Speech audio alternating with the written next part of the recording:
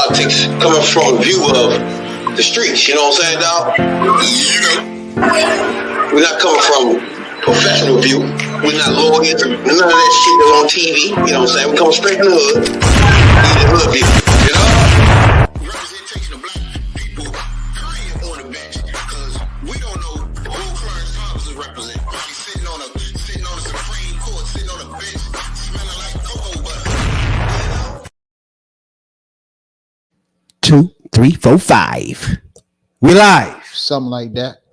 Welcome to Hoodviewpolitics. We'll be going to deep detail dive into politics from a hood point of view. I'm Rabbit Jones. And I'm Tony, the number one soul brother. And welcome once again to HVP, where we show you give you the deal what's going on Capitol Hill. Yes, indeed. And there's as much of that to get into. Best to believe. A lot of that, yeah. Always something. And by the way, happy Earthquake Day up here on the East Coast. Yeah, that is something strange, ain't it? Yeah, I remember the last one. Yeah, I was on the motherfucking over the bridge too when that happened too. Oh, the last one. Bay Bridge. That joint shook up everything over there. Shit, I was in the house. I just got in from work. That good old Smithfield packing. Got a nice shaking. Shit. Next thing I knew, I was in the room about to change my clothes and woo, what the fuck is that? Yeah. I was like, hold on. No, ain't no motherfucking earthquake. I imagine if you be over there in those countries with them joints 8 something. Good shit. God Almighty. You ain't got to be over there in them countries. You can be right in California. Them little joints. Fair that shit. Yeah.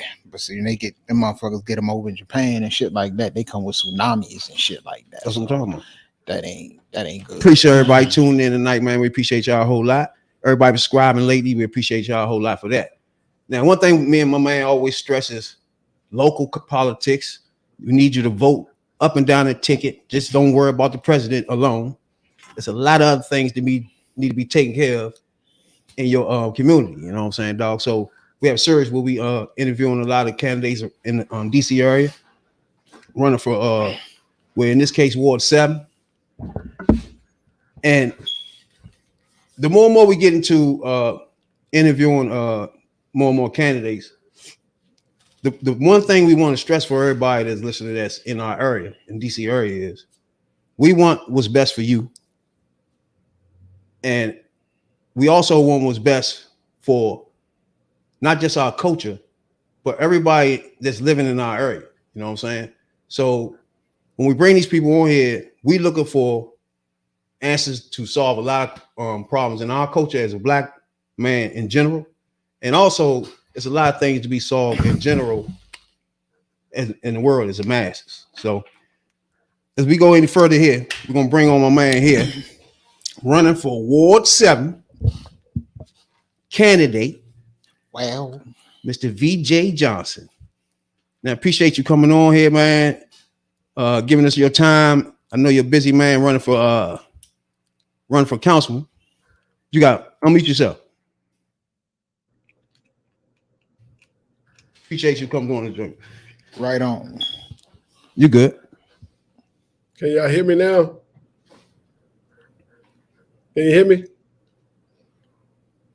Say it again. Can you hear me? Yeah. I can't hear that. I can't hear. Well, you hear me? I say I appreciate you coming on and everything, taking your time out because I know you're a busy man. Yeah, man. Campaigning is it's almost 24/7. There's a lot going on, a lot of moving parts, a lot of different people, a lot of different places. Man, one thing we're gonna do first, we want to get in before we get any further. We want to get to know who you are, right? Now, first of all, I'm Rabbit Jones. This is my partner here, number one soul brother. Just in case you ain't know. We just want to get to know the person first, right? So I'm a real big person on being as a teenager, knowing who you are and what you want to do then at 15, 16 years old. So I want to know, who was VJ Johnson at 15, 16 years old? What was in your mind? What was your vision? Can we look through your eyes and picture what you was thinking? Man, sheesh. At 15, I probably was just a regular local DC Joker. I did play ball in high school, so sports was very important to me.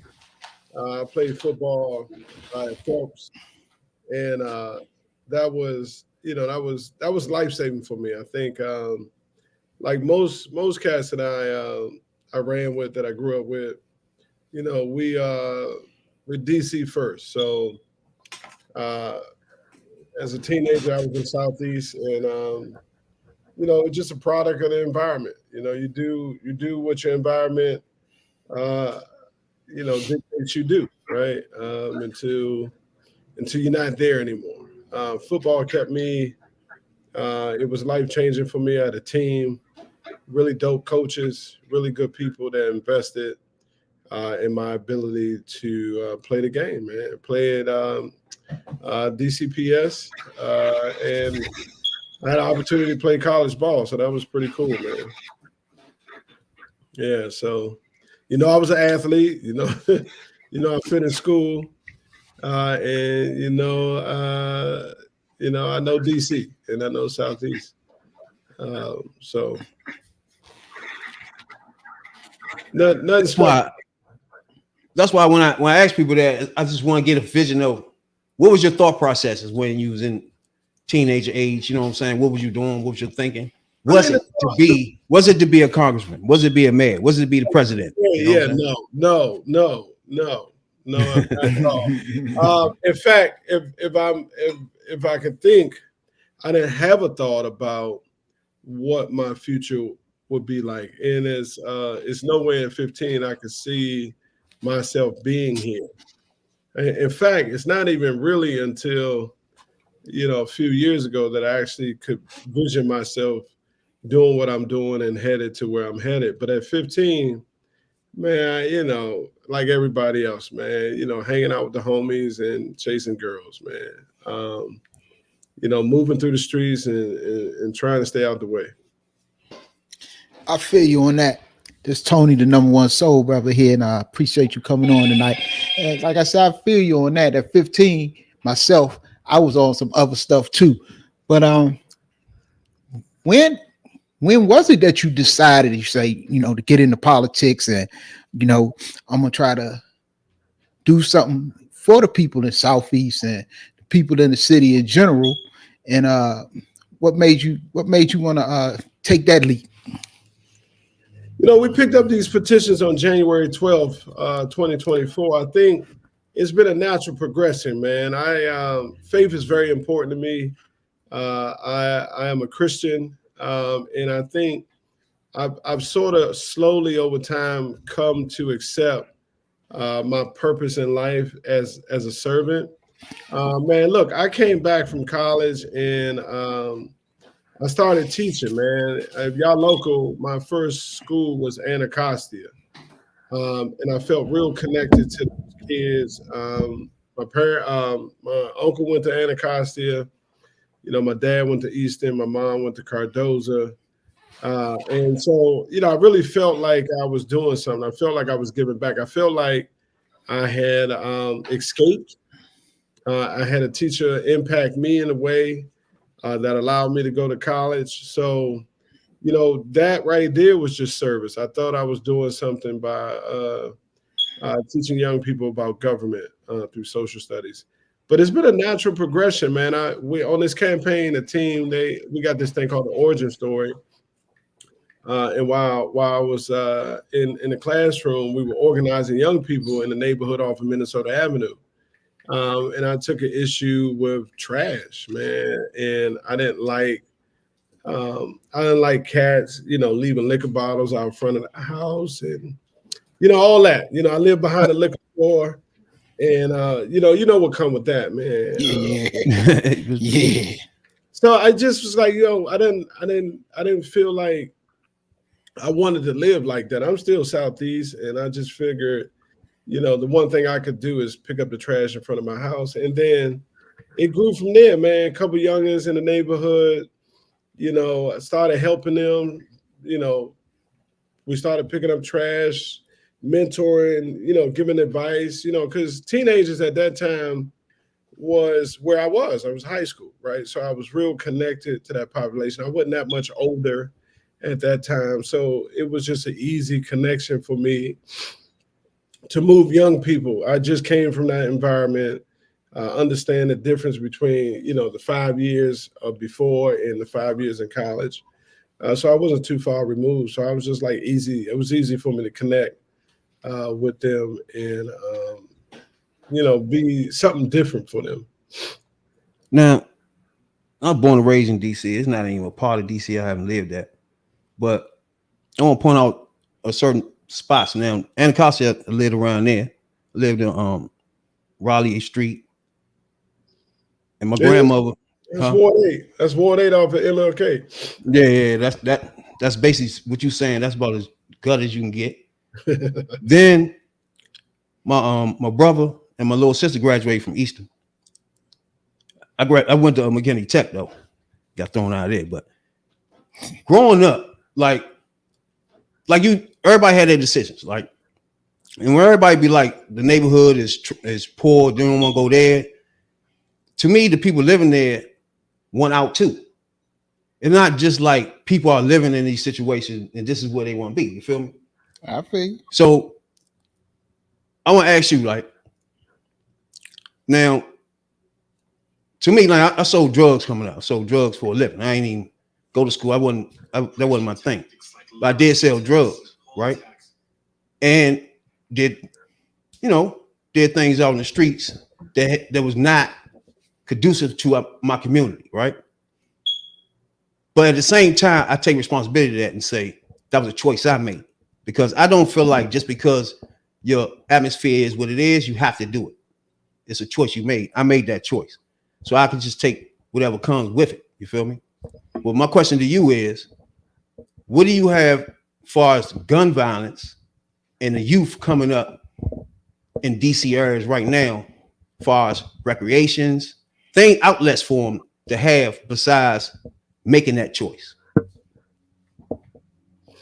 Well, it's loaded, man. It's real loaded. Let's talk about choices, right? Because everything in what you're saying is choices, recreational opportunity, gun laws, prevention, intervention, right? So it's a lot there.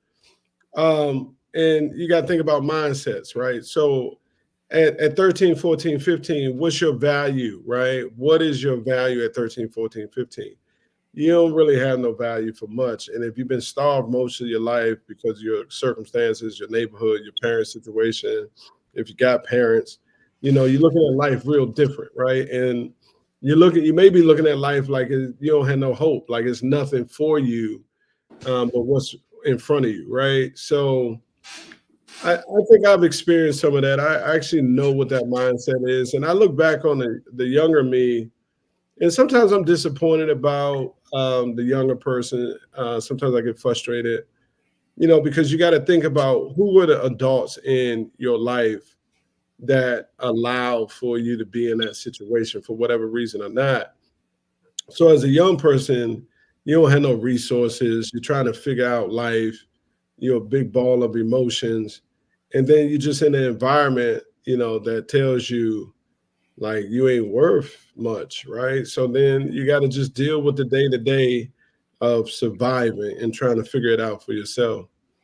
We got to change that reality, and you got to start investing in young people, showing them that you care, demonstrating love, and just dealing with some of the difficulties and the attitudes or the hard-headedness. You got to just press through it.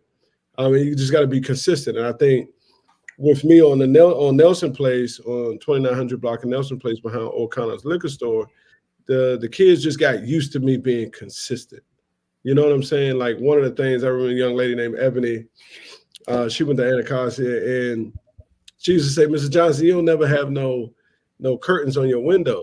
And I was like, yeah, I ain't got nothing to hide, right? But they would pay attention. They would watch what I do, and just being consistent and being a resource. But they had all kinds of life situations. I got one kid, a mentor, Khalid. He come home this summer, but he's been in for a minute. I got another kid, Chris. he's working for the mayor now, right? So two examples of two young black boys. One is in jail, right? And one touched the streets and had some problems with the street, but course corrected, and now he's working for the mayor of the District of Columbia. And I talked to police that stepdad and his mom. He's changed inside the box, right? Like he has matured inside the box, and he's like, that's not for him no more. So when he comes home, he's going to be able to come home to Mr. Johnson and get plugged into resources, opportunities, right? And maybe he can go do what Chris, I don't know. But, I see it. And that's just looking at other young people. That's not even looking at me, right? Because my transformation, like I told you, was tied to football and one teacher in 11th grade thinking I was worth something, right? And a whole team of coaches, right? Black men coaches who had a purpose in their mind that they not only was going to cultivate us to be great athletes and football players, but they wanted us to grow up and be men. And even then, bro, even then, I still was messing up, right? Messed up in college, messed up after college, right? So just because you got redirected, it still don't mean you're going to figure it out, because the life we come from ain't the life that I live in. And I know that, the life I come from ain't the life I live in. And sort of to piggyback off of that, I got a nephew who's in the hospital recovering right now. He was shot. He was shot in the head on that snow day back in January, right there on 16th and A in Southeast, right there by RFK. And I'm 53 years old, so I grew up in that time where the city was off the hook. The suburbs, everywhere in this area, the DMV area as we call it now, was off the hook. But I want to know, what can we do, or what kind of programs, or what we can do to get some of these guns and some of these kids off the streets and into something, so they won't be out here doing the things that they're doing. The carjackings is off the hook. They robbing people right and left. They shooting and killing each other, and it's like 1980, like the late 80s, early 90s all over again. Well, let's break that. Let's peel that onion back, because think about who you might have been at 13, 14, 15. I'm going to tell you who I was at 13, 14, 15, right? I had a gun. I had a gun at 14, right? Mm-hmm. And so thinking about, how did I get a gun at 14? Like, how did I get a gun at 14? And what was my thinking that I wanted a gun and I carried a gun? Like, what was going on at that time? So the first thing is like, well, how the hell these guns get in the hands of these young people in the first place? So that's one thing, right? Yeah. Who's responsible for putting guns on the street that a 13, 14-year-old can get? And then secondly, individual choice, personal accountability. What mindset do you have to have as a 13, 14-year-old to feel that you want a gun for protection, for security, for clout, right? Or for harm, right? All of the above. Right. Now, if you're thinking about that young person, right? And this is where I find, polarizing. Is that a young person that's going to go to a program at DC Parks and Rec? Now, it wasn't to I went to jail for what I was doing, that it gave me an opportunity to kind of think differently, right? And got into some diversion programs, right? So I see opportunity for some of these young people who get in trouble to redirect them. Mm-hmm. I don't know how successful you're gonna redirect a young person that's in the street with a gun, selling drugs. I don't know how I don't know how successful we can be with a 13, 14, 15-year-old without intervention, right? But here, when you peel it back, if you get from zero to 5, that's some adult's responsibility, right? When you get to 5, you're in school. So you got kindergarten to 12th grade, or you got kindergarten to maybe the 6th, 7th, 8th grade. You telling me we can't get these young people a year or 2 years of caring adults to help them feel good about themselves and to help them think about life differently, right? Like, so there's a lot of stuff going on before we get there, right? So we got to figure out why these guns on the street, how to get these guns off the street. But moreover, the thing that we can control is how we showing up for kindergartners to 6th graders, right? I work with 4th through 8th graders. I do a chess program. We just did a drone program. And granted, the kids that I'm working with, some of them are knuckleheads, but most of them, you could tell they got parent structure with them, right? Well, when I look at who shows up to the after school programs, it ain't nobody with a gun. It ain't nobody brazen enough to use a gun, right? So the kids that I'm working with, I'm gonna keep them from getting to the kids that got guns. But now, how do we go outside of the programs and get the kids with guns, right? And I say it all the time. Sometimes you just got to get sat down and spend some time away to figure out that what you was doing probably wasn't the best thing to do. That's the opposite extreme. And I know a lot of people always come to me and be like, well, we need more programming. We need to do more for these young people. Well, I agree. You need to do more for the young people that don't got the gun out here robbing, slapping the shit out your grandmother and snatching cars. Correct. It's a population of young people that we got to love on. We got to pour resources at, and we got to steer them and keep them from going over here with them youngest at with the guns, right? Yeah, because I feel you on that. Because myself, I don't make no bones about it on here. I was sat down myself. That's what changed me and changed my line of thinking. I got sat down, and I think that we need to, like you were saying, we need to catch them.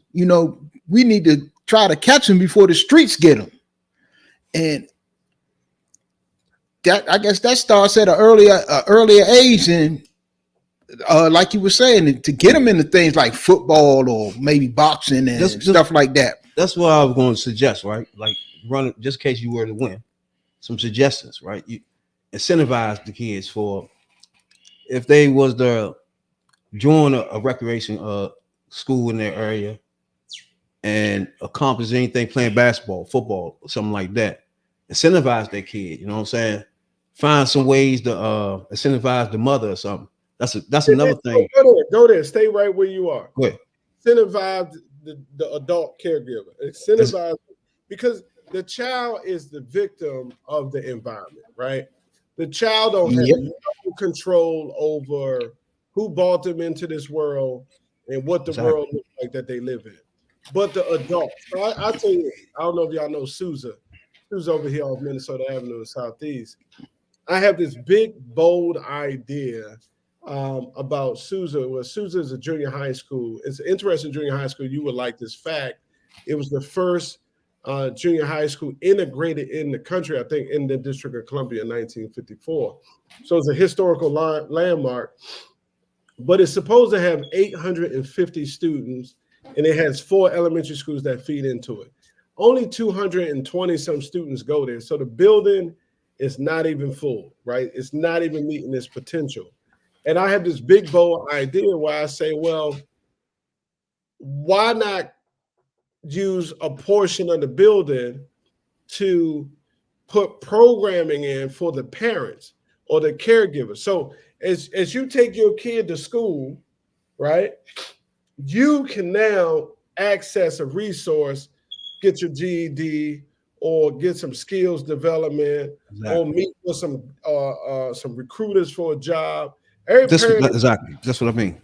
Every parent ain't a hood parent. I don't even want to say that, because some parents work 2 jobs and they single and they just ain't home to take care of the kids because they try to make ends meet because rent too high, right? Exactly. You can incentivize them too by giving them chances to elevate their education too. Right. So they get better jobs. They don't have to work too like that. So we make schools community hubs. We invest in the schools, not just academically. Good idea. Stabilize the whole family. Yeah. Exactly. Not just check this out. Tell me if you ever saw this. The grocery store at Alabama Avenue. No, I'm just about to get to that too. I'm gonna do the grocery store on Minnesota Avenue. I'm gonna do the Safeway on Minnesota Avenue in Minnesota and Benton Road. How many times have you all seen a young parent slap the shit out of a baby 2, 3, 4, 5 years old because they grabbing candy on the way out of the line, and the mom or the dad frustrated with that child and they smack that child or they yell at that child right there. Now that's one 5-minute interaction of that child's life. If that parent or that adult or that caregiver can do that out of frustration in the grocery store while you watching, what you think happening to that kid when they get home? Exactly. You're so right. And so when they go out in the street at 11, 12, 13, and they got that thing in their hand, man, look, they not taking no mess off of nobody. Exactly. So I think we both, that's a good idea right there, where you got to incentivize the parents too. Give them some reasons to not just, because some of these parents are just, like you're saying, working 2 jobs and you're single. Then there's some parents that just there, just not really caring. If you could just incentivize them to do something to take care of the child or get up and get them in school or something like that to prosper the family, that helps. Yeah. When I was the director of student support services at Community College Preparatory Academy, which is a charter school for adult learners founded by this phenomenal Black woman from Ward 7, grew up in Deanwood, Miss Connie Spinner. And she was a school teacher, right? She was like, man, she had this big, bold vision of, you know what? Y'all deal with the schools. I'm gonna catch them when they graduate or when they drop out or when they get to life, right? Because she had a theory that when life get their hands on you, right? When life gets its hands on you, it's gonna help you out. It's gonna knock you out or it's gonna help you out, right? Life has a way of shaping your perspective. So we would get all these adult learners in, some reading at the 4th grade level, some reading at the 11th grade level, some just want to get a trade and work on HVAC, some want to do A++, right? So we got a whole bunch of adults with a whole bunch of life experience, and they all come back and was like, yo, I should have made good on the opportunity when it was presented to me up front, but they didn't. And that was the commonality. They had a second chance. Exactly. Right? And I go back to the model with Susan. Why not put something like that in the school, right? Exactly. Yeah, that'll be life will humble you. Life will get your mind right? And you know what is not happening in our society is that we're not holding people accountable for their bad behaviors. You know, at all levels. You know, we got a Donald Trump. I know y'all be going in on him, but look at that. You got something like that. You got the president, the former president of the United States is wild. You know what I'm saying? It's just he ducking consequence. He got people raising money. So the man owed $500 million, man, in trying to stay out of jail. You know what I'm saying? Exactly. So you got the president of the United States ducking consequence and ducking accountability. We got to hold people accountable, man. You got to own your decisions, your poor decisions. Oh yeah. And I'm not saying an 11-year-old who stole a banana from 7-Eleven need to be DNA tested or be locked down for 2 years. I'm not saying that. They just need food. I'm saying the person who got the gun that can blow your brains out and take your car, they got to be sat down. Yeah. And we got to look at what that environment was that they came out of. And then we may have to do like the mayor is saying now, how we hold that adult accountable. Like the woman who went to jail for 4 years for letting her kid take the gun to school. Yeah. She got to go to jail for what the kid did. Exactly. So once you put in a structure for accountability, exactly, it'll get itself together.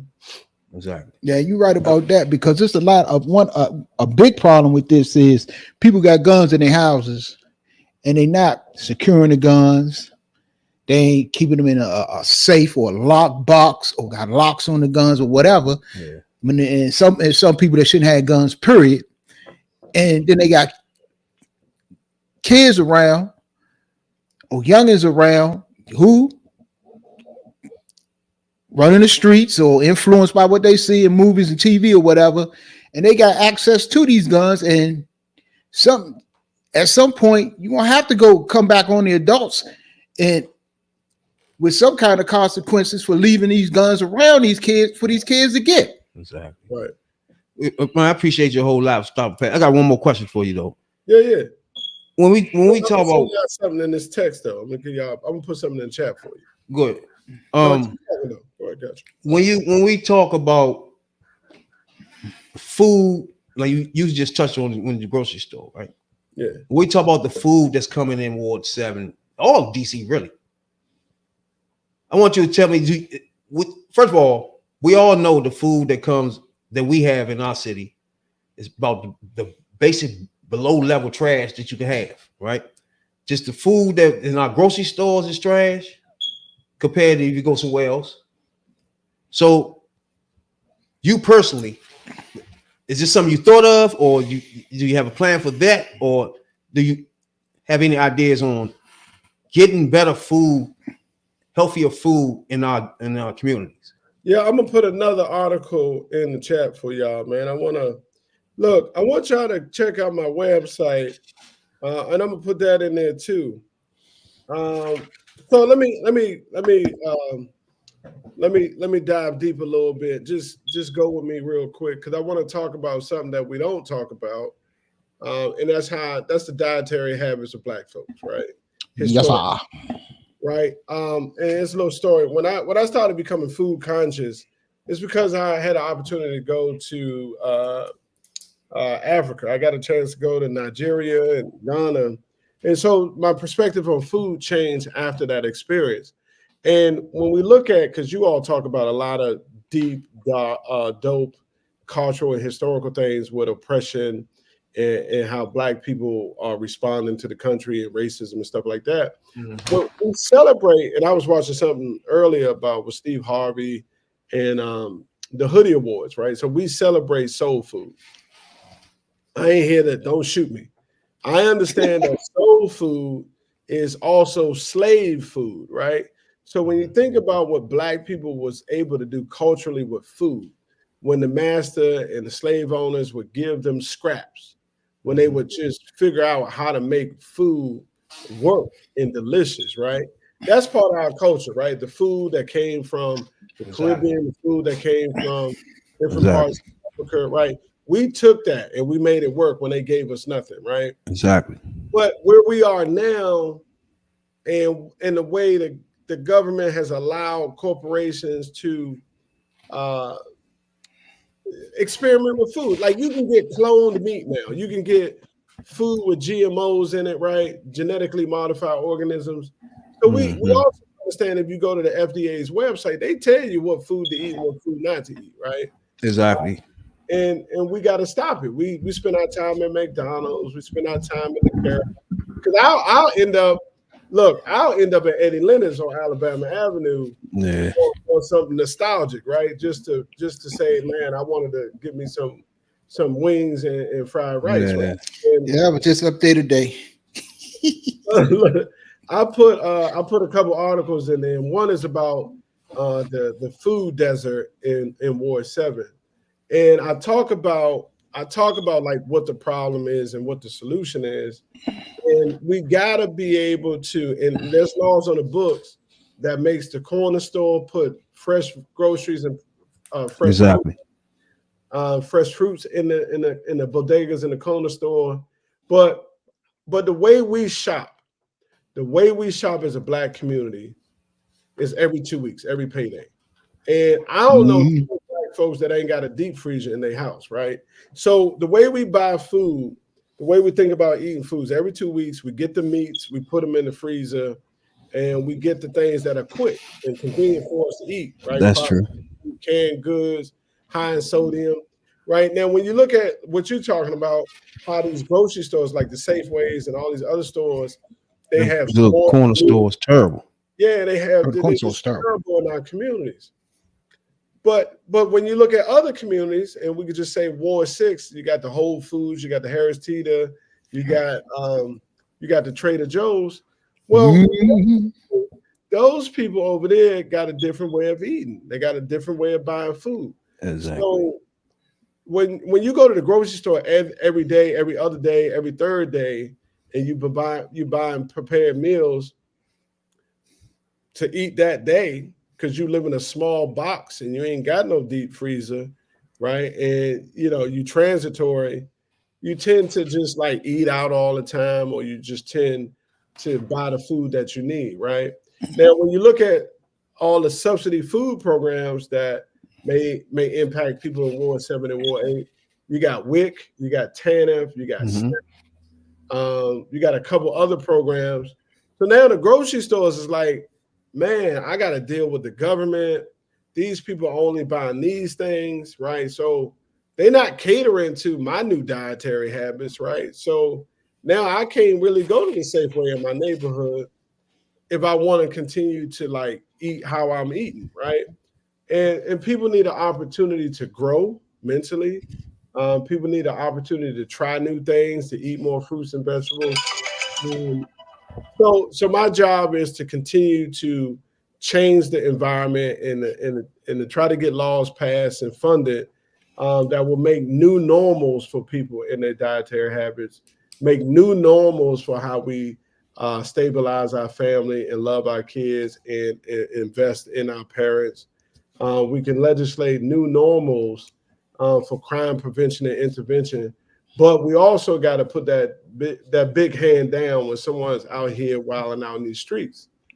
For sure. Yeah. That's for damn sure.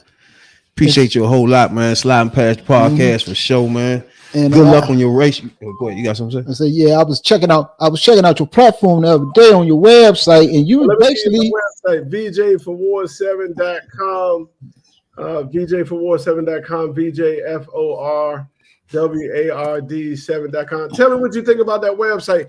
Look, team, it's impressive to me. I like it, man. Hey, your website is tight and it's informative, because what you was just talking about with the food and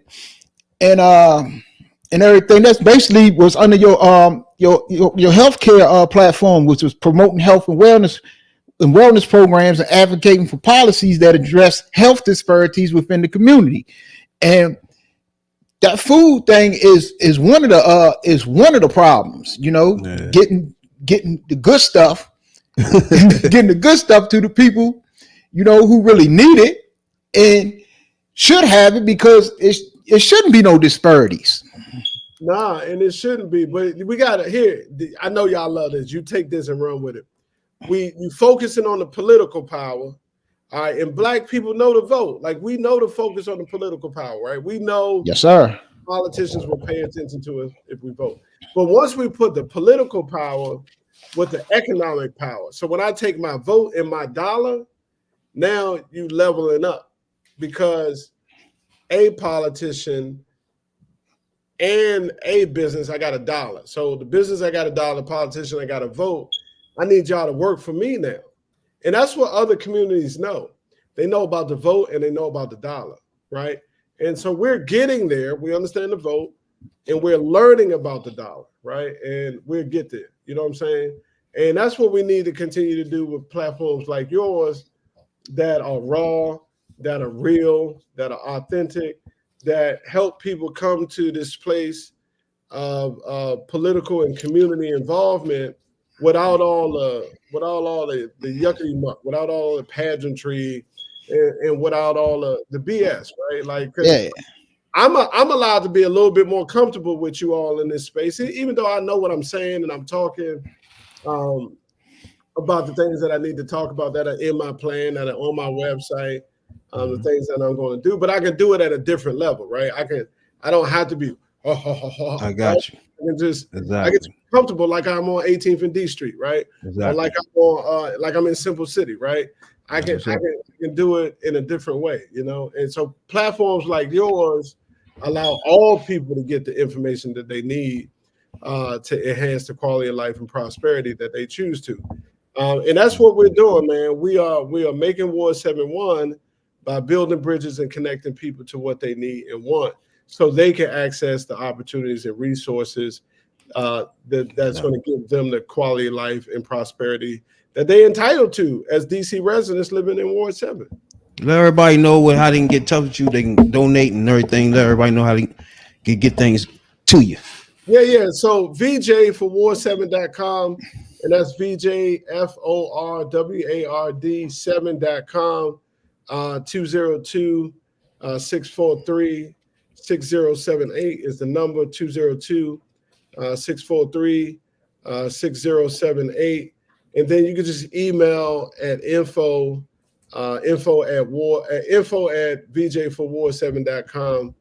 That's 3 ways. You can go on social media. You got Facebook, you got Instagram, you got my political, you got my personal, Twitter, Instagram.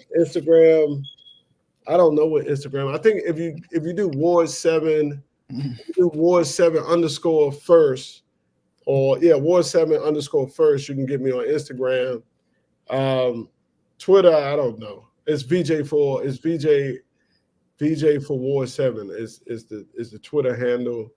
But hey, man, if you just look, give them my number, give them my email address, go to that website, everything will connect. And if you look in the event section, you got a couple different ways, right? You can donate and you connect it. You can put your information in the website, you connect it. You can go and sign up through Mobilize and get connected.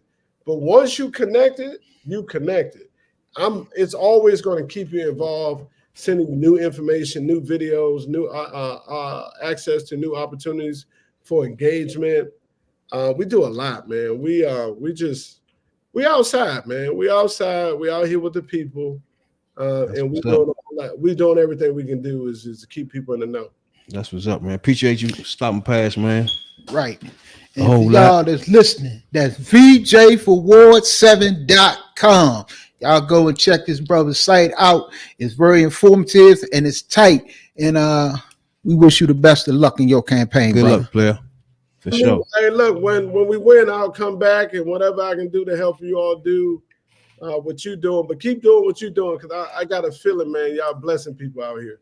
I appreciate you a whole lot, for sure. All right. Thanks a lot, brother. Yes, indeed. What you think, player? We had 2 good candidates on here. We had brother Ebron over here. What about a month ago? Exactly. And we had brother VJ, and we're not biased on anything. It's open for all. Just talking to them two. This is my thing. Just talking to them two. The future is bright, but y'all out there. Y'all got to go check them out and see what they're about and talk to them and do your research and go vote. Make it known, because it's some good young candidates out here. I actually want to see them in the national. I actually want to see them in the national joint, but that's another thing. Yeah, you got one step at a time here. Let's say, you gotta get your local thing going. But y'all out there, check them brothers out and check out brother VJ. That's at VJ4Ward7.com. And most definitely appreciate him a whole lot for taking his time out, come on this joint, and let everybody know his ideas and vision for Ward 7. And when you win, we gonna be calling on you. Let's believe that. But good luck to all of them, for real. And our future interviewees too, that be coming on here soon. So we're not biased towards this. We just want everybody's vision, Right. Now, let's dive to some normal shit, into some things here. You know what I'm saying? First of all, it's a lot going on with, man, I swear to God, I don't know how Trump cannot have strokes, bro. He gotta have strokes. Yeah, there's something wrong. I'm starting to think strokes, because you got cases falling inside like the roof caved in, bro. No money, that's tough. Do money. That's tough. That's not our fault though. Black Magas, this platform is open to you at any moment. You want to slide on and disagree with anything either one of us say? Bring your ass. Bring your ass. that ass up here. You know what I'm saying? Now, good. But you know, this dude, man, he got problems. He trying to cover it up. He got so many irons in the fire. You know, he ain't got no choice but to get burnt. He done fucked around and got a black woman pissed off. You got Fannie Willis pissed off, dude, and she coming for your ass. That's my baby. Hold up, yo, baby. I'm gonna talk to you about that later. Come on. For Fannie Willis in Georgia. That's my baby. Oh man, you called all kind of hoes every week. Fannie Willis? Am I talking about the right person? Yeah, the one. My baby that was cussing out all the rednecks all the time. The one that's running the case in Georgia. They tried to get kicked off the case for messing with the dude. Oh shit, that's the wrong one I'm thinking. My bad. Now you think about the other one. I'm thinking about one girl. The one in the DC one or the New York one? Texas. Oh, old girl in Texas, the Congress, yes, the Congress girl from Texas. Oh yeah, I fucks with her. My baby. She be digging in their ass. Hold on, who you thought I was talking about? I was talking about Fannie Willis. I'm talking about Fannie Willis, my baby too, though. But that's my baby. Oh yeah, she be digging in that shit. Yeah, she does. She be digging. Yeah, she does. Yeah, she. Now, it's a lot of things going on. First, we got my man. What's this fool name? The God. He called himself the God. I just remember that. Oh, look, Charlamagne. Yeah. Did you hear this motherfucker say that he said this shit was garbage? Yeah, what? DEI. It was garbage. What's wrong? Look. Garbage. See, what's wrong with diversity, equity, and inclusion? I don't know why is they making it so bad now, bro? It's a dirty word. It's now they made it a dirty word or three dirty letters, DEI. And, like what? You know, especially when they referring to black people. Yeah. And it's I need everybody to pay attention though. First, we just had Candace Owens. Y'all seen that display, right? Ah! You watching one now in the making. You look at him. This is one. I don't want him to get past y'all like Candace Owens did. Okay, he is one too. He is on Comedy Central. Do anybody remember one day on Breakfast Club he made you laugh? I don't know because I don't look at it. He is not, even back 20 years ago. Did he ever make you laugh on Breakfast Club? Hell no. So first of all, we know why he's there. Okay? Now, he gets on this joint, him, the Stephen A's of the world.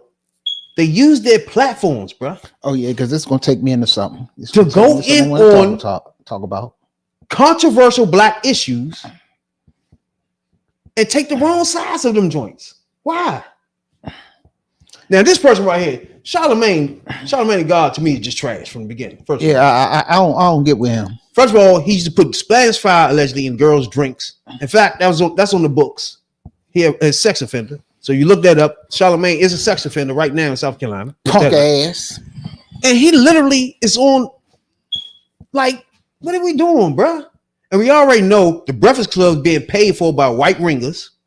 So that's why when you listen to the shit, they had these foolish people on this joint. You thinking, why is this? Why is he here? You know what I'm saying? You don't want to hear this. This is what we hip hop. They sliding in some bullshit on you. About DEIs and shit like that. Candace Owens. This is the problem. When you got spooks, they start helping each other. You got spooks like Charlamagne, Candace Owens. Oh my God. That try to creep in the back door. And see, every brother ain't your brother. And y'all need to understand that. And y'all need to. That's where doing your research. That's where getting up on the issues that affect you and your family, your community. When that's where getting up on them type of issues come in. That's why I tell everybody, man, y'all just need to. Hey, it ain't about who you vote for as long as you vote. As long as you do the research and you you make an informed decision. Because a lot of these people out here, my thing is you gotta know what you're listening to, because when you listen to Breakfast Club, you're not thinking of them being controlled by anybody. You just think it's some hip hop shit. You got it right. And see, that's where I'm going with this. Go ahead. Because a lot of these people that funding, backing, or whatever, people like Charlemagne, they know that, especially these youngins out here that really don't know no better. That don't know no better. That you can dress up. You can dress up these people in a hip hop format or hip hop clothes, if you will, and they can sell y'all. They can sell y'all fried ice cream. When people like Charlemagne, when they hit. And this, I'd have said this before. When you have people like Charlemagne, Ice Cube, and so on and so on and so on, and who the other one? The other ones you all, Kanye and all them. Oh my God, Killer Mike. That's what I was thinking about, and all them. When all of them hit another tax bracket, you can best believe what's going on in the hood, what's best for the hood, what's best for the community that bred them, that they came out of, that shit don't cross their mind. They worrying about getting breaks, tax breaks and whatever, getting these tax breaks to keep more money in their pocket, which is cool. You made the money, you should keep as much of it as you can. Ain't got no problem with that.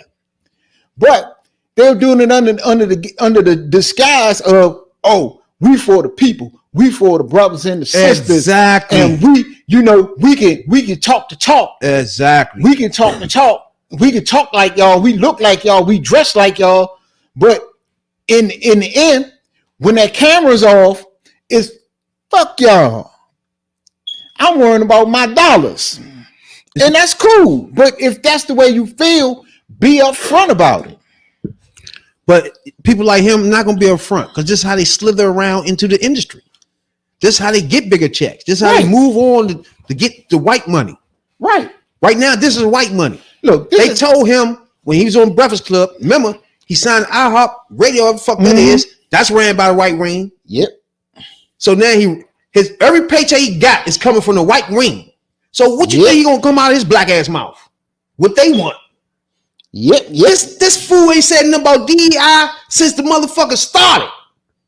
Now all of a sudden DEI is garbage to him. Why? Because the white ring gets thinking some shit. The white ring said because stay on money. Every black people to pay attention. Because the people that's paying you, thank you. But the people that's paying you don't dig the DEI. So they slithered it into you. So you said you wanna do basically you wanna do what Massa wants you to do. And then you go on Breakfast Club and do that shit where people not even expecting you to give no ankles like that. They just want hip hop news and talk that shit. You spitting bullshit from an angle from a white winger. Like, come on, but bro. See, that's how you got your Charlemagne's. Terrible. You got your Candace Owens. You got your Jason Whitlocks. Pay attention to what y'all listen to out here, bro. Gotta pay attention to what you listen to. They're not real when on the show. And to know where they're coming from. What's the other motherfucker? Him, Charlemagne. What's the white motherfucker? The light-skinned bound supposed to be locked up for stealing everybody fucking money for the properties and shit. The other co-host he got. He on the Breakfast Club? Yeah. I told you I don't look at it. Oh, damn, you really out of the loop. I told you I don't look at that shit. What's that motherfucker? I forgot his name, but yeah, the co-host bound, man. Both of them, they plants, bruh. Right. And see now, like today, it was Joe Budden is a plant now. Yeah, and like today, it was a tweet went out that said The Rock is not going to he's not endorsing Joe Biden again. Yeah, DJ Envy. Okay. These two motherfuckers. He's not endorsing Joe Biden again. Oh my God. Because he say he don't like the way the country's going. Well, 4 years ago, you didn't like the way the country was going and you endorsed Joe Biden. Now, 4 years later, you still don't like the way it's going. So what you're saying is You want to go back to what it was. But see, I know where that's going. I know where it's going. Okay, good. I know what's going on with him. See, The Rock right now, he's in the tax bracket that's way up here. Way up here. Wait. In the stratosphere. Wait. Again, this goes back to what we were just saying. Who pays checks? Who pays checks? When they go to WWE, his biggest checks come. Who paying that? TKO. That would be McMahon's. No, it ain't the McMahon, it's TKO. What do you mean? The McMahons don't own WWE But that's no his more. Paycheck. Yeah, but I'm saying WWE, right? WWE was so like now he about to go to WWE now, right. in the middle of the race. Right, but so what are you gonna say? He like Biden when they paying for all Trump shit? But I was Miss McMahon is on his board, on Trump board. Nah. Miss McMahon is on Trump board. Yeah, he was. His wife was running. Yeah, but McMahon all fucked up. Yeah, I did. He all fucked up. That family, the whole family is backing Trump. But see, they even in his campaign. But it ain't about the McMahons right now. WWE? It's about TKO and Dana White. That's who own WWE now. WWE, McMahon sold WWE. McMahon got in all that motherfucking shit about that sex shit. He got Dana pushed White out. is no different. That's what I'm saying. What the fuck? That's what I'm saying. It's TKO and Dana White, and it's basically the same wolves, just different clothing. But anyway, you're right. They pushing what the person that signed a check. Exactly. But they want to fake like they got a mind of their own. Like they independent thinkers. Nah. Like, these ideas that I got is bullshit. Just like Candace Owens. Candace Owens sit here for all of these years and the shit she talked and the way she talked about black people, the things she has said, the things she had pushed. But soon as she got fired, she want to talk that black brother shit again. My community and my people. What? Nah, come on. And this shop. Okay. Look, I can't. What they're saying about DEI. I can't no more. What is the same thing? The shit they saying about DEI is the same thing they said about affirmative action. You got DEI off of the ruling a couple years ago. Thank you, Asian people. On affirmative action, and it's the same thing. It's the same thing they were saying then. They're saying it now, except this time they got a whole bunch of black faces. Wow, they is working overtime too. Right, bro. They got a whole bunch of black faces. Stephen A. Everybody just working overtime. This race is going to be so heated that these people going to be working so hard to convince black people.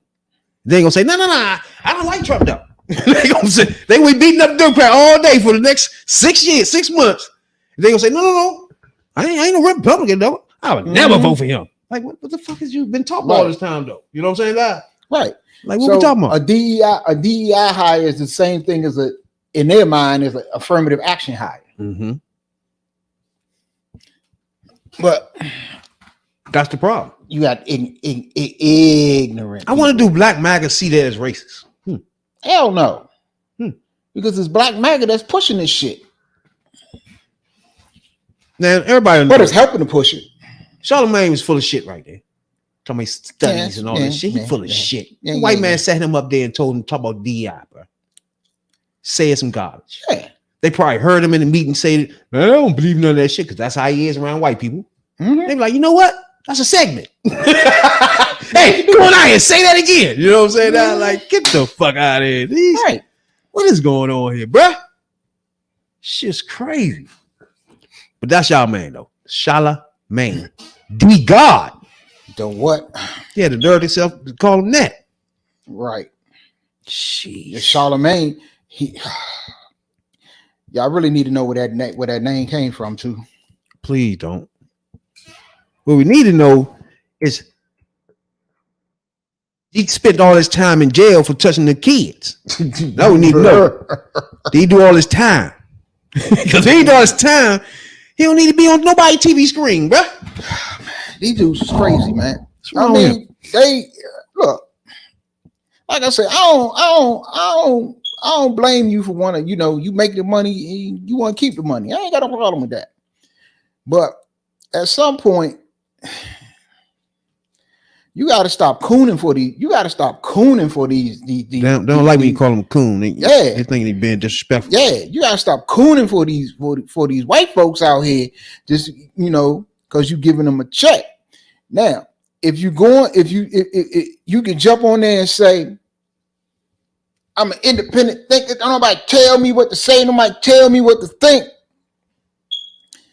And then you just spitting out everything your bosses think. Okay. Let's get on this motherfucking jobs report, right? Oh yeah, that's nice too. So we can see again. That's nice too. When people just be saying any fucking thing, bro, it just doesn't make sense to me, right? Right now, the unemployment is what, like under 4%. It's 3 point something %, and it's been under 4% for a while now. Let's just say that it's been under that for a while now. He already created way more jobs than it's up to 15 million, close to ever. It's up to 15 million. So when Trump get out there and say, I created the most jobs, he did. You're lying. Like, man, they count this man lies from, like, bruh. At this point, it's no need to count it. Today's job report, what was it? 303,000. Unemployment is at its lowest in probably a generation. Yeah, easy. It's better than when it was under Clinton. Black unemployment is at its lowest. So people are working. People are going back to work. My thing is, that's the talking point that a Republican gives out there. We're not better than we were 4 years ago. Like, what? No. That sounds dumb. No. Nobody in their right mind will go back 4 years ago, bro. When we ain't even had no toilet paper out this bitch. Like, come on. And then you had a president that was telling you drink bleach, and the shit that was going on was not happening. Something like that. Like, come on, bro. Like, come on. Some things you just got, come on. Like, come on, bro. In order to stop that, I think we'd still be in a fucked up pandemic if Trump was president, bro. Man, the pandemic wouldn't be over. Man, half the country be dead. I believe that. If Trump was still president. He literally didn't sign any bill to improve. He didn't believe in the pandemic, even though he caught COVID. You can't even write this shit, bro. No, he catches shit. Go get him a shot. Right. Come back and tell him. They shut him down. Put some bleach in your ass. They shut him down, and he not only did he have it, he was spreading the shit. But it ain't no pandemic. Then he'll go to these rallies with motherfucker Rona and tell you it's a Chinese thing. It's the Kung flu. It's the Chinese virus. Is it a flu? Is it a virus? China. It didn't happen, or what the fuck is what is it? I don't know. That's what I mean. You don't need a president. You sitting there like, is it a pandemic or not, bro? Like, what are we doing? One day he'll tell you, drink some bleach. Next thing he'll tell you, it's not even a pandemic. Like, like, what are we doing? I don't think there's nobody out there that can really legitimately say that we are not better off now than we was when President Biden took over. I don't think nobody in their right mind can legitimately say that in their right mind without having to be drug tested. ASAP at that. So it's about do you want to continue the progress that we have made up to this point? Or do you want to go back to the way it was 4 years ago? That's your Ain't nobody in their right mind. Them your two options. Do you want a president that's presiding over a hell of an economy, that's expanding healthcare, that believes in climate change and doing something about it, who gave you the Chips and Science Act, who is got an infrastructure bill done, whereas as we have seen by the events in Baltimore, that we have roads and bridges that need to be taken care of ASAP at that. Do you want to continue this, or do you want to go back to a vindictive, nigga that's not petty, even working? Nigga don't even work. Racist, misogynist, ego, maniacal, megalomaniac. That was a good one. That was good. Those two last words was good ones. I tried. I tried. Hey, I don't know if everybody know that Beyonce just had a cowboy album, right? Right. She didn't go on country joint, right? She thinks she Charlie Pride daughter. But it's a lot. There's so much into this, bruh. This shit is so racist, bro. Look, one thing I done found out that's real clear: the NCAA girl women's joint racist as fuck, and country music racist as fuck. Us black people, we don't kick white people out because they want to rap. It's either you can rap or you can't. You can't, you get the fuck out. You know what I'm saying, dog? These motherfuckers, if you just black, if they hear the song first and love it, they love it. If they see who did it, is you black? Hey, get that, take him off, get him off the rap. He not even in the category of you know what I'm saying? They take you out of the category and all that, bro. That's racist as fuck. Yeah, she is. It's some racist shit. Why a black person can't do country music? What is wrong with that? I mean, but you done had some. Look, why they getting kicked out all the time? They didn't think Ray Charles can do it. He fucked them up. Charlie Pride was one of the best who ever did it. Did Darius Rucker do some country? I think he did some country. You got some young black country artists out here. But we know Beyonce for what it is. She polarizing. We know that, and we know they don't want the Beehive intervening or infiltrating they shit. You got to look Texas Hold'em. Mm-hmm. We're number one. Crazy, ain't it? Mm-hmm. It's funny because I really do believe if we infiltrate country music, it might be a problem for them. That's why they try to keep you out. You know what I'm saying? Yeah. I mean, because music, man, when it comes down to it, black people that you got black people. You got black people that slowly but surely they are infiltrating country music. I mean, the country music is stealing from hip hop, but all other genres are stealing from hip hop and rap anyway, and putting a little bit into their shit. That's how you get country music is more up to date now anyway. Yeah, you got because they infusing some black shit in it, but they don't want you actually in it. Because you can come over here and produce some of this country shit if you want, but you're not singing a damn thing. Country music to white people and hillbillies is just like jazz. It's just like jazz to black people. You know when that's how so creative we are. Jazz, soul, I mean rap. We just keep making up shit. Yeah. All right, we done with that. Let's move on to something else. Jazz was when jazz was the purest. Blues was the shit for a second. Yeah, was the purest form of black music. You gotta imagine the blues and R&B and all that shit came off of jazz. Exactly. You gotta imagine black people was the people that brought the difference in some of this stuff. Like when we was talking earlier about our foods when we was getting the scraps from these motherfucking slave owners. We turned it into soul food. You know what I'm saying? It's like we took advantage of a lot of our fucked up situations back then for sure, and took clean advantage of it. And some of the people were singing country music back then, bro. The shit they were there. The shit that we been here, bro. People don't understand. Black people been long enough to be in country music. What the fuck? You been here long enough to be in every damn thing. Yeah. Why do you think some star without us and shit. Like, what the fuck wrong with y'all?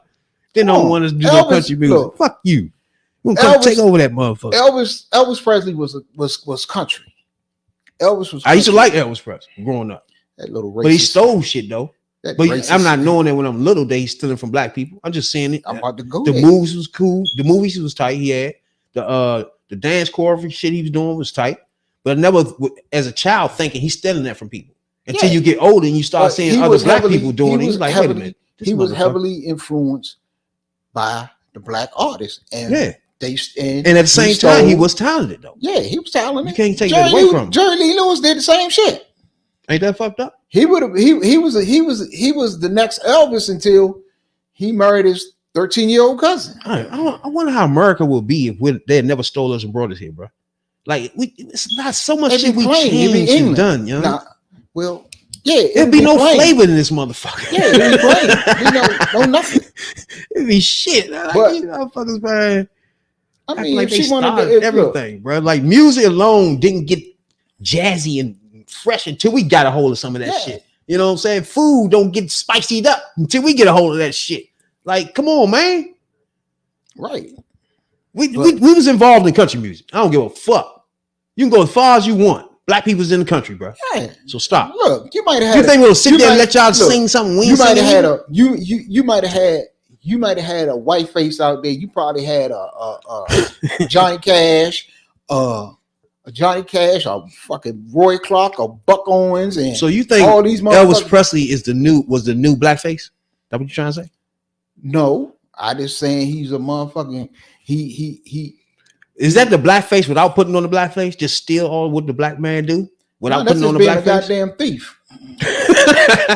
Just start looking at, dang, that's a good dance move. I'm gonna do that with my show. You know what I'm saying? Now he did. Man, but Elvis Presley was a good entertainer. He was acting. He was a good entertainer. He did steal from the black culture. Shit, he wasn't no motherfucking James Brown, but he stole from the black culture. Yeah, he stole. It's just simple. All of them did. It's like nothing exists without us being Elvis is not even the biggest culprit of stealing from the black culture and stealing black music. I'm talking about as far as country. As far as music, period. Elvis stole from black people. Yes, he did. But he's not even the biggest culprit. He's the biggest star they had. But he's not the biggest culprit. And the biggest culprit was another big ass star, was that fucking Pat Boone. That's the biggest culprit. Pat Boone was the biggest culprit.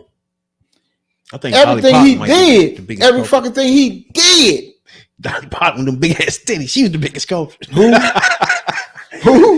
Dolly Parton had them joints early, you know? Was them joints implants or real? No, Dolly Parton shit was real. That's what I thought. She had to get a breast reduction. Fucking around, big titties damn near broke her biggest back. Titties out there. But damn, I remember that. Yeah, her back was hurting or some shit, right? Yeah, Dolly was a writer. She was country. Oh, still is country. But she didn't really steal black flavors in her shit. She was country.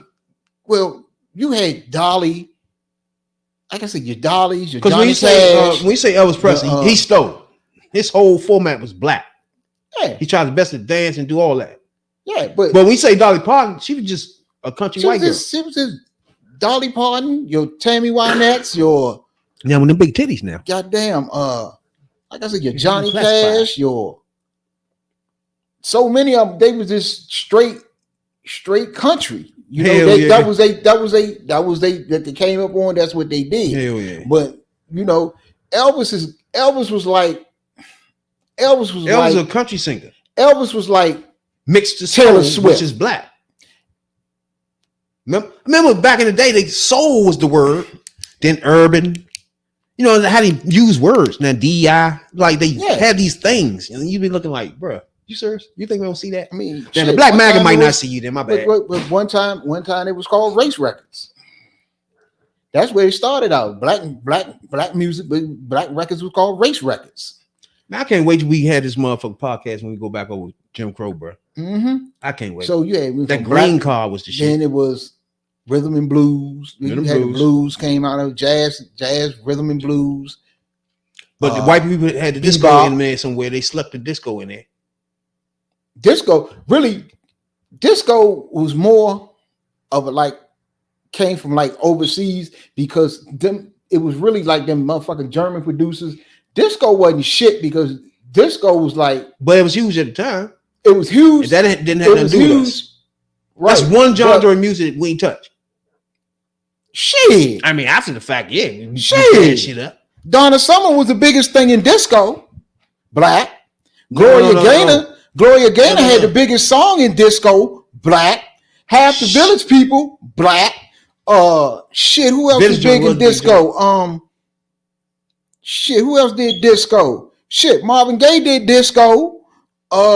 Shit. Everybody did some form of disco. Yeah, we take over this shit. Yeah, we didn't invent disco. But we ain't started disco. The biggest stars in disco, Chic was disco. I give you that. We ain't started disco.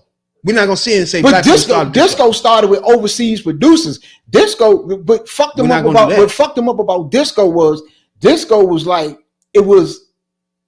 This is when we was starting studio. It was more. You didn't use musicians and shit. Kind of like disco is that's like white people. Milli Vanilli. What they did with how they made Milli Vanilli, that's how they made disco records. Disco, basically. And that during that time is when we was in the baby stages of R&B. No, but you always had R&B. Huh? Ray Charles was R&B. They was soul. No, them was R&B was in the late 70s. No. Really the R&B, 80s, bro. The first we talking about Gerald Levert. No, that was R&B. Rhythm and blues go back to the 50s. So hell no. Yeah. Ray Charles was R&B with rhythm and blues. Ray Charles was soul. No. What do you mean? R&B. It was still called R&B back then. Go. It was called soul. It was R&B. It was still R&B. You always had R&B. Because disco. What came off of R&B was R&B, soul, funk. Because most of the 70s was funk. Well, 75 on was funk. Exactly. 75 to the early to mid 80s. When you had disco's real live bands. Disco was in the 70s. From 76 to early 80s. Huh? Disco wasn't in those 60s. Disco was like 70, like 76. When motherfucking when Chic came out with that motherfucking, really was before that. When that motherfucker I Will Survive, then Freak Out, the Village People, YMCA and all that shit, they was disco. Who else? I said Donna Summer.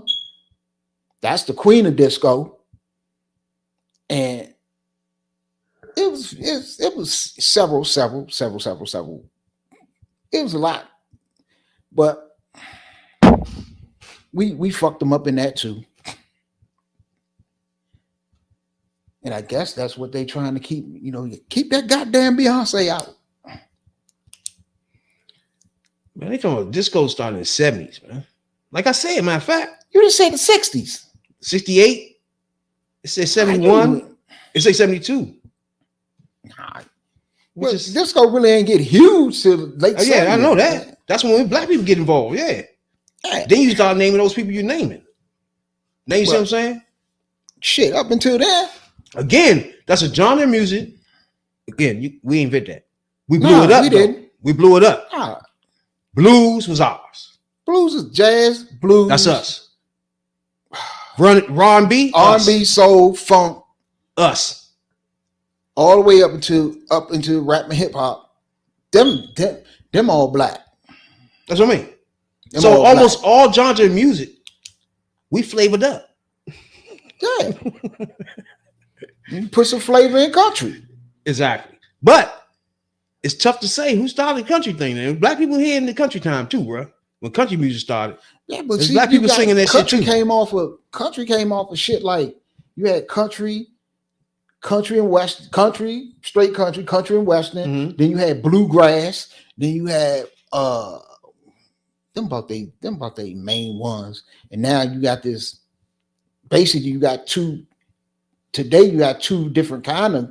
No, you got three different kind of country. What they call it. You got regular country. You got this urban country, some shit.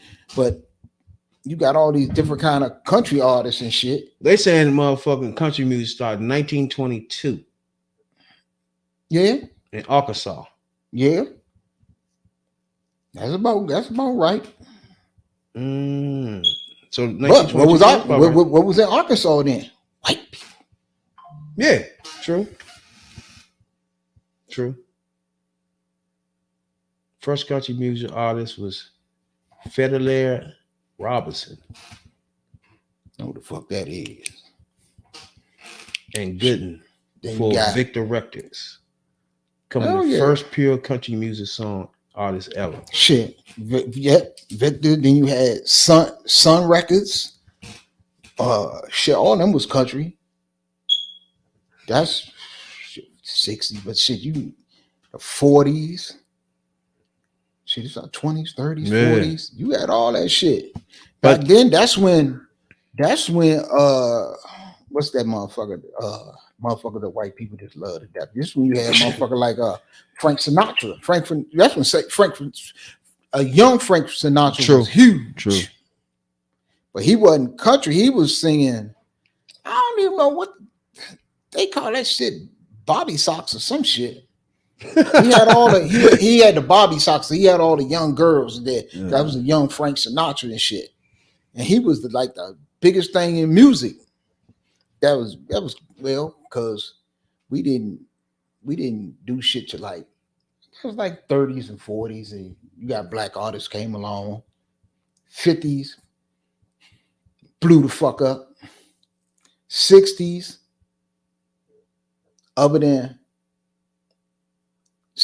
in the 60s, the Europeans, when the British invasion started, artists over here ain't get no artists. Well, artists over here, musicians over here ain't get no run when them Brits and the Beatles and the Stones and came in.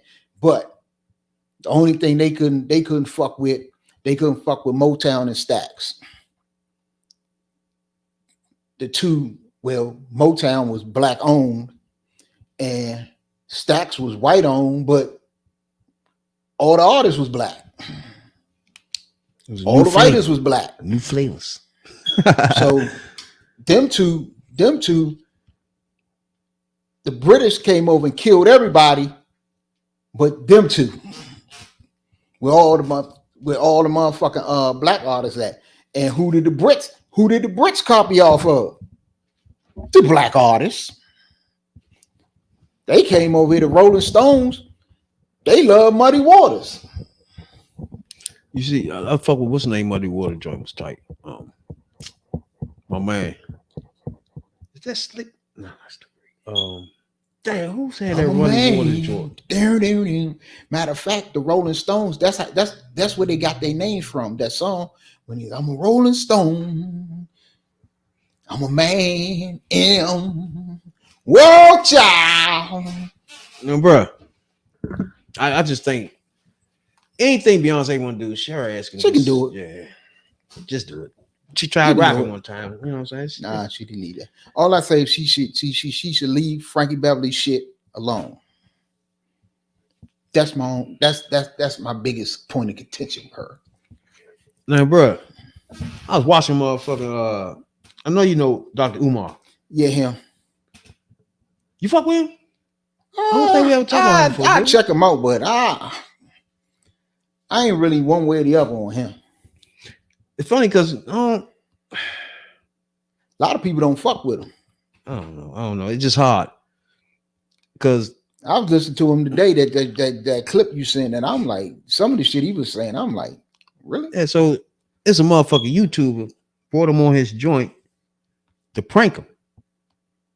Let me just let everybody listen to the joint, a couple minutes of the joint real quick. We'll see.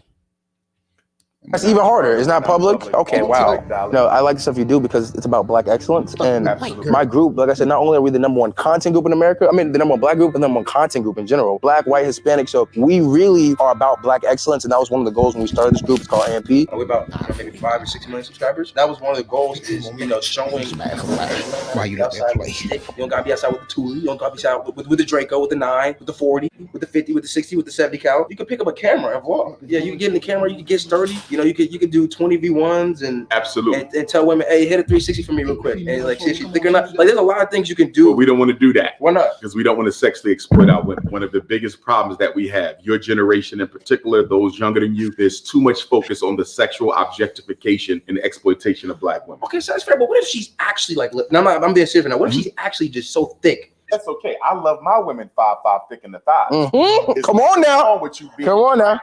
To a curvy queen. That's all I like. But we have to be careful that we don't go so far in our attraction, right? That lust is now being used as a way to lynch our sisters and create an atmosphere where they have been permanently objectified for their sexual attractiveness. We gotta get into some of the hard-hitting questions now. Do you know what a gyat is? I do not. Okay. I'm just trying to get some examples. I'm gonna just think of a good example. I mean, like, Tell me what it is. Why you? It's like a woman with a big butt. So, like, if you see that, I'm looking at a white woman. brother, come on, booty is booty now. Come on, Real crazy. come on, brother. I'm looking at a white woman. So, okay, sir. come on, bro. No, So you can't see that and be You better like, pull up some mixed race sisters. okay, But you ain't giving me no snow bunny, no sir. hey, she mixed with something, I think. No. So she's not. So you can't. I'm not- I saw you sneak a peek. I saw you sneak a I'm not peek. interested. Hey, nah, he sneak a peek. I saw you. He said. No disrespect to the Caucasian female. Okay. There's a lot of brothers who want them, Yeah. like yourself. Yeah. But I'm not one of them. My biggest thing, and I've seen you talk about relationships time and time again. Like I said, I'm a Christian. I'm monogamous. And Your my partner. yes. What is her race? Come on, you know. What is she? You know I love my queens, brother. Come on now. Is she black? Brother, come on. Is she black? Come on, brother. You know how I feel. Say she's black. Brother, come on. Why you Like we in an all Say black, it. we in a black content that house. don't mean nothing. We in the number one. You just pushed snow bunnyism like I'm. No, I didn't. No, I didn't. But I'm gonna Is explain. she a black woman? Brother, come on. What, like, I'm not trying to just hand it. Oh shit. The market. Well, when it's over, boy, I got something to say about that interview. It's funny as shit. Can you hear? Y'all, the interview we did. Can you hear? Nah. I was just thinking about something.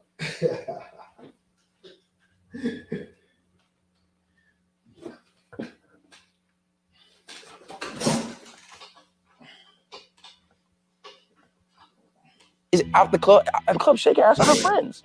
Like she, have you seen the Ice Spice pose? I've heard that. Ice Spice. What is that? Ice Spice? Okay, I get shut. Wait, you said pose? Yeah, it's a pose. What is it? I'm gonna just show you. Need to see it. It's what is it? I mean, can you turn this in? No, I'm not doing You're not gonna do it? Okay, all right, okay. Come on, man. Okay, so That type of part. no, I know. But the Ice Spice pose, basically, she's bending over. And my girl is, I take care of her. I get her Prada bag, I get her Chanel, and she's in the club. And the thing that pissed me off the most, and the reason why I'm like, okay, How long have y'all been together?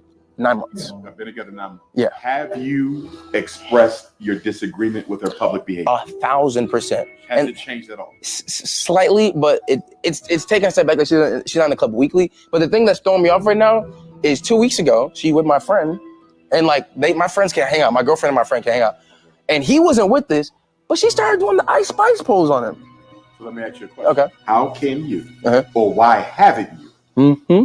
being the proud Christian brother that you are, Yeah. why haven't you given her an ultimatum? Because I'm trying to save her, and I like I said, she's a big fan Are of. you trying to save her, or are you addicted to that booty yourself? Oh, brother, Dr. Umar, come on now, come on, let's keep it. Stay with what I'm saying. Okay. If you are as committed to your faith as you claim, Yeah. how is it that you spent almost a year with a woman who doesn't sound like she's the least bit interested No, in Jesus Christ? she's very interested in Christ and everything. Everyone has their bad habits, and she was That's just not a outside. habit, Like, brother. she was That's a outside. lifestyle. Like I'm not gonna lie, before we started dating, she was like definitely racking it up. She was going crazy in college. I see. But why are potential. you attracted to that type of a woman? I'm not- See, I want I'm to not- deal with you more than her because we can't. She's a big fan of you, by the way, and she. Yeah. I appreciate my sister, Uh-huh. and I'm gonna give her 40 lashes for doing the Ice Spice. But listen, Okay. What do you mean by lashes? Is that?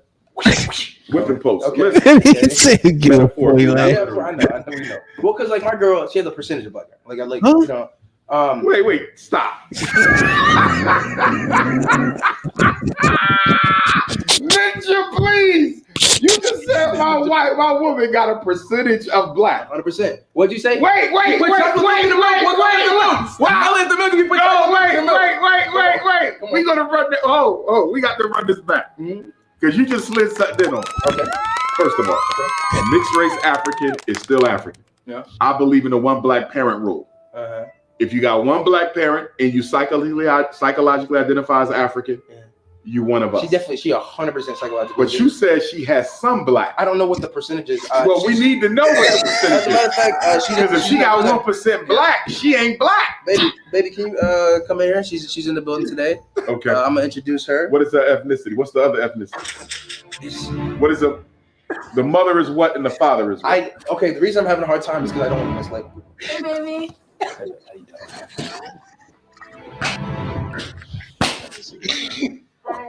Good afternoon, likewise. No hugs, please. Okay. Is everything in the shot? You can come sit right here. We having a conversation. Come on, sit here.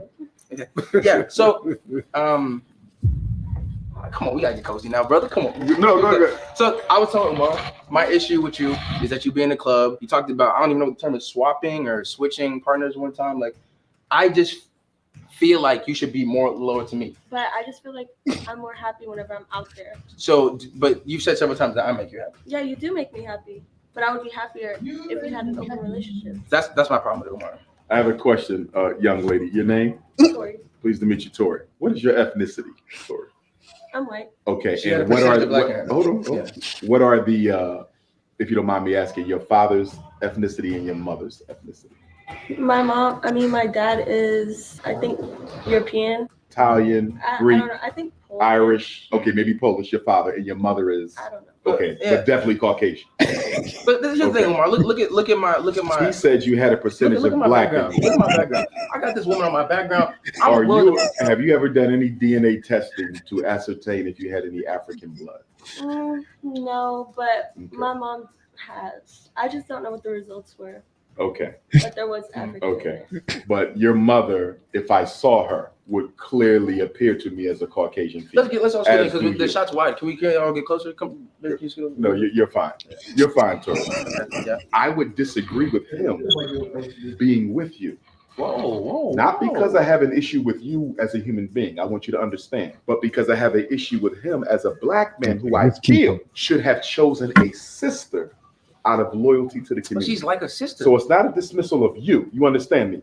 It's a loyalty to us that I think a lot of black men take him. He's a successful young brother doing very well for himself. And instead of getting a sister, he gets a Caucasian woman. And that.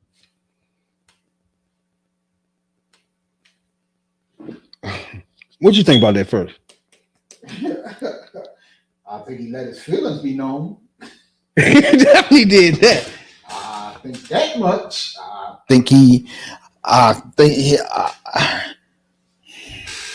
First of all, he was disrespectful. If that was like, say if that was really his girl, and he was just saying all that wild shit, that's disrespectful though. Yeah. Like he was just over the top. We get it, you know? Okay. But now this is girl though. You got, you know what I'm saying? Yeah, he just ain't give a fuck. Yeah, he did. He just let it know. Look, he let it know he don't believe in interracial relationships, and it's kind of obvious he don't fuck with white women or white people in general. She said she would have given a hug, no hugs. He said, "Well, move a little closer." No, y'all fine over there. He was cool, dude, to the bro. Come on, white as a motherfucker. Yeah. That nigga said, "Look, is your father white? Poland? Oh, okay, they white. They white."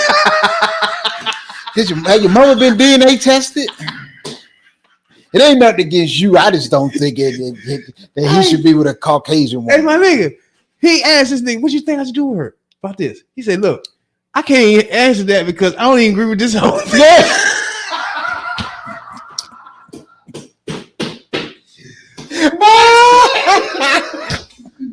Oh my god! Yeah, he was wild, motherfucker. That nigga said, "I don't even agree with the relationships. I can't give no advice." Hey, I don't think y'all should be together.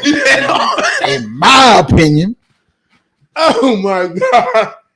But I do agree with him at the end. He did flip it at the end to make it sense of his successful black woman right here, and he out here, and his first choice is a white woman, which is not really a problem, but he making a good point on that part. Yeah, well, he must be pissed off. He's just mad. Bro. If he I think mad about him, he literally he can classify as a racist, right or wrong. Yeah, I think so. I'm gonna ask you.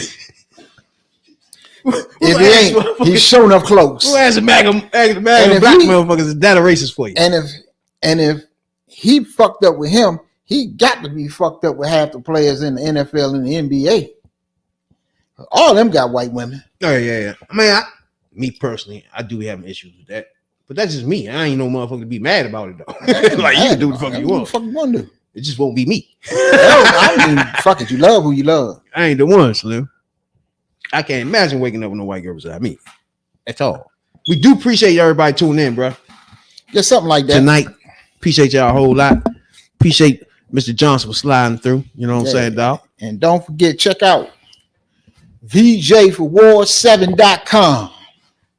War 7 out there. VJ for War7.com and check out that brother.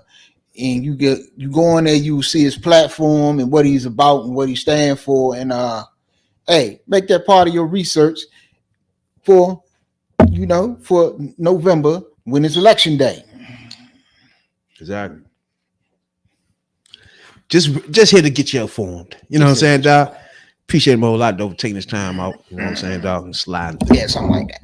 Tuesdays, Fridays, live. Something like that. Your boys. With much more, of course, news to come. You know what I'm saying, Doc? We got a lot of stuff going on. Talking about politics coming from a view of the streets. You know what I'm saying, Doc? We're not coming from professional view.